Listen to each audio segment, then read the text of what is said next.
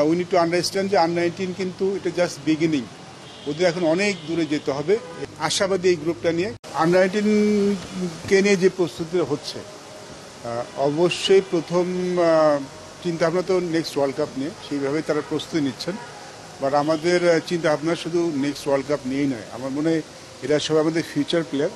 So ওরা under-19 পরেও কীভাবে আরও উপরের পর্যায়ে যেতে পারে, সেইভাবেই কিন্তু আসলে আমাদের মূল লক্ষ্য।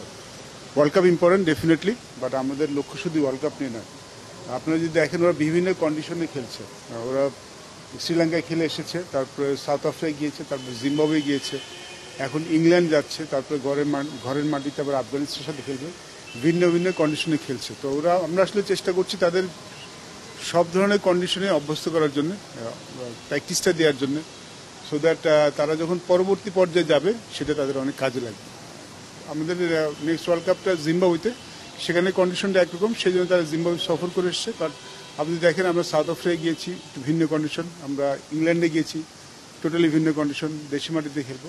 সো মূল থিমটা আসলে আমাদের ওদেরকে নিয়ে, ওদের ভবিষ্যৎ নিয়ে, so that not only world cup, ওরা যেন পরবর্তীতে যেন যখন ওরা এখান থেকে বের হয়ে যাবে, পরবর্তী পর্যায়ে যে অবস্থা, যেই জিনিসগুলি ফেস করবে, সেই অভ্যাসটা তাদের এখান থেকে করার চেষ্টা করা হচ্ছে। মর্নিং সবসময় দিনেরটা শো করে না, আমার মনে হয় অনেক সময় অনেক রৌদ্রোজ্জ্বল দিন, বিকালবেলা আবার মেঘলাও হয়ে যায়। বাট আমি খুব আশাবাদী এই গ্রুপটা নিয়ে, কারণ আপনারা জানেন আন্ডার-19 সবসময় একটা গ্রুপ কাজ করে। তো সব বছরেই কিন্তু ভালো গ্রুপ যাবে তা নয়, এটা অনেক সময় এক বছর ভালো গ্রুপ আসে, এক বছর হয়তো অত ভালো গ্রুপ আসে না, আর এক বছর হয়তো আরও ভালো গ্রুপ আসে। সো এই বছরের যে গ্রুপটা কাজ করছেন 19 নিয়ে, তাদের মধ্যে বেশ কিছু খেলোয়াড় আছে যাদেরকে নিয়ে আমরা ভবিষ্যতে আশাবাদী হতে পারি। But we need to understand যে আন্ডার-19 কিন্তু এটা জাস্ট বিগিনিং, ওদের এখন অনেক দূরে যেতে হবে।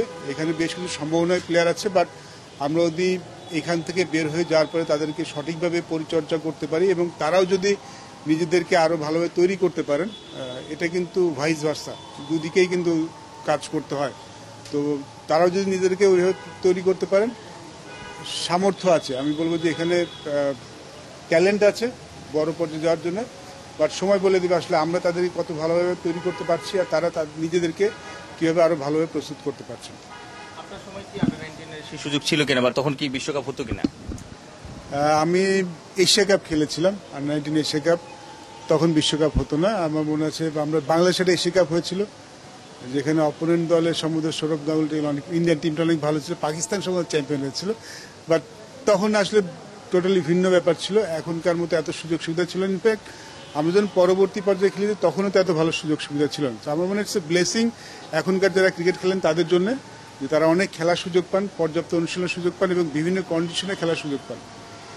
তো মানে let's not look behind, but এখন যারা খেলছেন তাদের সুযোগ সুবিধা আগের থেকে ডেফিনেটলি অনেক ভালো।